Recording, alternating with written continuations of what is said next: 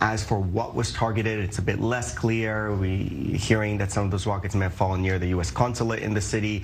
We're hearing rumors of Israeli training facilities, Mossad facilities, and so forth. So it's not clear exactly what was targeted. We're hearing rumors of Israeli training facilities, Mossad facilities, and so forth. Other news we're following today. As many as 12 ballistic missiles were fired Sunday from Iran toward the U.S. consulate in Iraq's northern city of Erbil. That's in the Kurdish region, according to Iraqi and U.S. security officials. Now, conflicting reports have emerged, though. U.S. officials saying there was no damage and no casualties at any U.S. government facility. But Iraqi officials say several missiles hit the consulate. Now, adding another layer, Iranian state television claims the strike targeted what they termed, quote-unquote, secret Israeli facilities. Now, the attack does come as negotiations in Vienna over Tehran's nuclear deal hit a, quote-unquote, pause over new Russian demands about sanctions targeting Moscow over its war in Ukraine.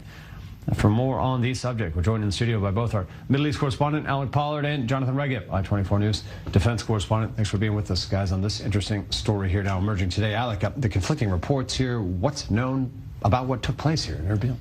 Right, so what we do know is that 12 rockets that were fired into Erbil, which is the capital of the Kurdistan region of Iraq, and no casualties were inflicted, not even any serious injuries. As for what was targeted, it's a bit less clear. We're hearing that some of those rockets may have fallen near the U.S. consulate in the city.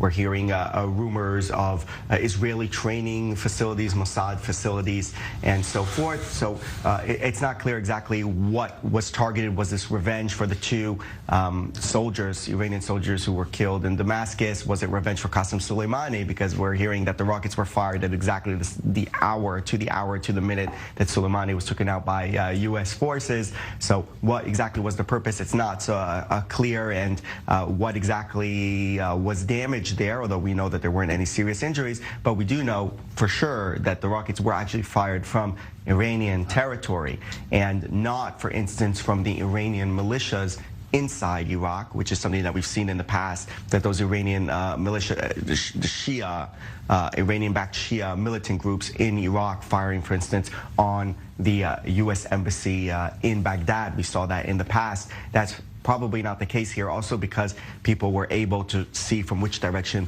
the rockets were coming from Iran, basically based on all the analysis. And Muqtada al-Sadr, who's the leader of those Shia groups in Iran, at least the ones that are not backed, Shia groups in Iraq, at least the ones that are not backed by Iran, and he came out and condemned this attack, saying this is not something that we would do or other groups inside Iraq would do. This is from Iran, and we're not happy about it. So certainly 12 ballistic missiles, that's a pretty serious development. We don't see that many missiles being fired inside Iraq. Usually we're talking about several drones or several smaller missiles, and we'll see how the response will be to that. Yeah, some of the outstanding points you mentioned here, the Iran essentially saying, yes, these missiles were fired from Iran at these targets here, that alone standing out. But the U.S. not really issuing any formal response yet, or anything on the ground as far as we know yet?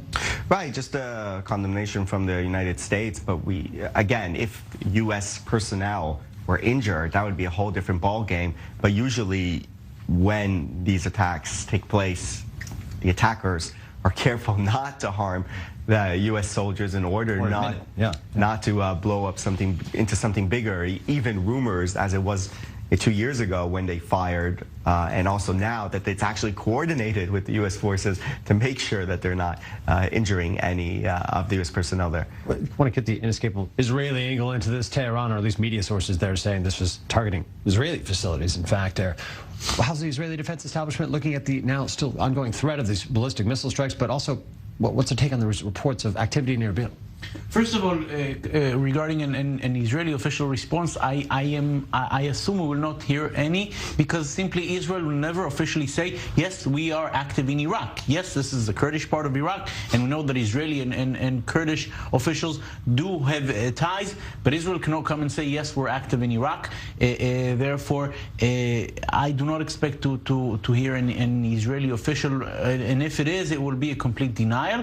Would it be very surprising to see see Mossad operating in northern Iraq, in the Kurdish areas, considering the better ties that Israel has with the Kurds, and especially the Iraqi Kurds.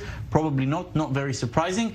And we know that Iran, over the past week, has sort of put itself in the corner. As Alec mentioned, 2 of its Revolutionary Guards officers were killed last week in Syria, and Iran said loud and clear, we will revenge.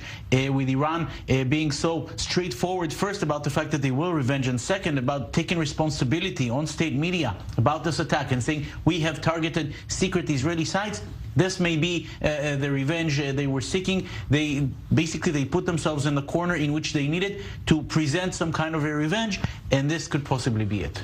So this being revenge on an alleged Israeli strike in northern Iraq. Any threats of cross-border attacks, actually strikes on Israel, whether from Hezbollah or Iran? What's the assessment of the risk of that right now? All the time. The alert is very high, and on Saturday afternoon there was even an incident in which a foreign object, a suspected foreign object, was seen in the skies over northern Israel. So the alert is up there all the time. Let's remember, Iranian proxies are all over the area. From Lebanon, it's Hezbollah. From Syria, many Iranian proxies operating there. And yes, the assessment is that this revenge could come at any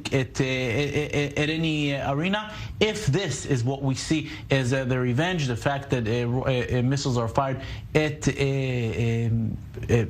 sites maybe in northern Iraq, then there could be a sigh of relief here because the incident is over. But is it over? We do not know. And just like Israel knows very well about Iranian entrenchment in the area, we can assume that the Iranians are well aware of the Israeli entrenchment in their neighborhood.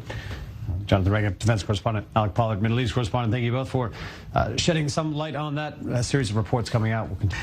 As for what was targeted, it's a bit less clear. We're hearing that some of those rockets may have fallen near the U.S. consulate in the city. We're hearing rumors of Israeli training facilities, Mossad facilities, and so forth. So it's not clear exactly what was targeted. We're hearing rumors of Israeli training facilities, Mossad facilities, and so forth. Israeli training facilities, Mossad facilities, Israeli training facilities, Mossad facilities, Mossad facilities, Mossad facilities, Mossad facilities, Mossad facilities, Mossad facilities, Mossad facilities, Mossad facilities, Mossad facilities, Mossad facilities.